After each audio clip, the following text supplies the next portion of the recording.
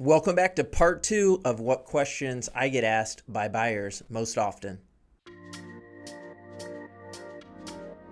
I'm John C., the local licensed professional that sells real estate here in sunny Southwest Florida. Do me a favor before we get too far into this video, hit the like and subscribe button below for me. It really helps us as we get the word out about homes and what you need to watch out for and the benefits of being here in Southwest Florida. So do that for me real quick. Let's jump into the first question for today. If you didn't see yet, I have a previous video from last week with, I think we did 6 questions, most common questions I get asked. So I want to keep moving through those for you today. Here's the next question I see here. Does the furniture come with the house? And you know what's interesting? I was helping some buyers that are coming down here from Canada this last week, and they were shocked to know that a lot of times here in Southwest Florida, the furniture actually can come with the home. Now, you have to look on the listing to see if the seller is wanting to sell the home furnished, turnkey, unfurnished, partially furnished. There's all those options that are on the MLS. If you can't find that, ask your agent. The other thing too, you always need to know with contracts,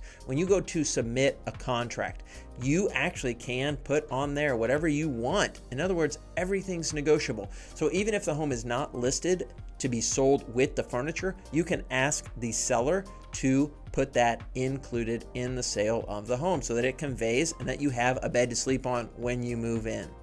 Believe it or not, most of the homes here in Southwest Florida actually come with furniture. Of the homes that I sold last year, just over half of those homes were furnished, either partially or fully furnished. Is this a flood zone? Well, that is a question that is a home by home situation.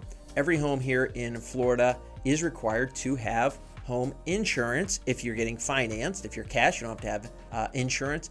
But there are certain pockets here in Florida. We actually have a flood map, which is drawn up, and it actually changes from year to year. It can change. FEMA will change that sometimes.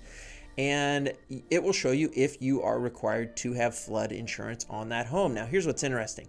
You may be required to have flood insurance and your neighbor may not. That is how the flood map works around here. You really have to look at it. It looks like a 4-year-old took a map of Florida and started just randomly drawing around, and those are the flood zones. It's crazy. But check with your real estate agent. If he or she is not sure, all you need to do is give the address to an insurance company and they can pull up the address and let you know if you're going to be required to have insurance, flood insurance. Now, even if you do have to have it, you may have different premiums. So there's different flood zones in a sense. Some are required just minimal flood insurance, and then some, if you're right on the beach or right on a river, you may have high premiums on your flood insurance. Now, one other side to this as well. Even if you are not in a flood zone, some people will get flood insurance just for peace of mind. And it's not a bad idea. I've seen flood insurance around here for properties that do not require it to be anywhere in the ballpark of $400 to $800 a year for flood insurance. Maybe some peace of mind you may want to consider. How old is the air conditioner and hot water heater? This is a great question that buyers ask me all the time. When I walk into a house and the buyer has any interest in that home, they always want to know the age of those appliances. Why? Well, they're expensive to fix. And if you're kind of maxing out your budget to purchase the home, you do not want your air conditioner, which is probably going to run you around $5,000 to replace, to go out if you do not have that cash. Even if you have that cash, you don't want it to go out.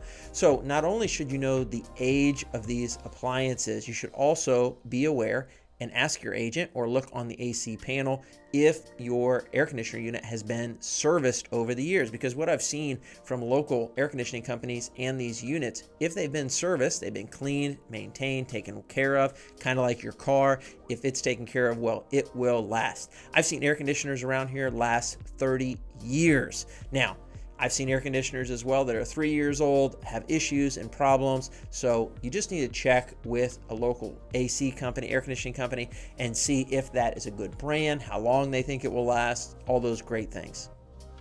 How old is the roof? Another good question about time.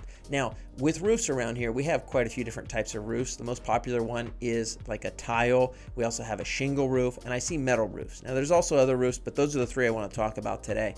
Now, I know for the tile roofs, those are kind of like the harder concrete. Typically, they're curved. Now they've come out with flat ones that are real modern looking. Those will typically last, I think most roofers would say, 30 plus years. Easier to get insured, That's another issue with the roofs around here. You want to make sure the roof is not too old so that your insurance company will give you a policy to cover that. Check with them for sure to know the time of what they will allow in regards to the age of the roof, in regards to if they will insure that home. The other type of roof is the shingle roof. Shingle roofs around here, I typically see those last anywhere from 15 to 20 years. Again, insurance companies have shortened the time period of what they will insure on those. So if you have a shingle roof that's 20 years old, before you close on the house, make sure you check with an insurance company to make sure your home can get insured without having to redo the entire roof. Now, the other one, the sheet metal type roofs, I have no idea. Check with a roofer on those. Don't know much about those because there aren't a ton of those around here. Last one for today. Should I have a home inspection? Now, if I was going to spend $300,000, $400,000, $500,000, $800,000, $1 million on something, would I want the peace of mind from someone who actually knows more than me about that to tell me if it's in good shape or what needs to be fixed? Yes, I would strongly suggest a home inspection. I even suggest home inspections on new construction homes. You should have a licensed home inspector who knows something about homes in this area take a look at it. It's a really inexpensive cost in the grand scheme of things. To me, it's kind of like another insurance policy of someone who actually knows what they're doing with homes and sees them all day long around here, knows the problematic issues that could pop up. So home inspectors that I've seen here in the Naples area will charge anywhere from $300 to $600 for a general inspection. Now that could be more if the home is larger, but typically around $300 to $600. They're going to check out the general things you can see, touch, feel. Now you can also upgrade your inspection and get a mold inspection. You can get a radon inspection. You can get a bug and termite inspection, and then you definitely want to get a wind mitigation inspection report for your insurance to help lower your costs there as well. Hope you enjoyed this video. Click the like and subscribe button below. There's going to be another video that'll pop up here or here. Have a great week.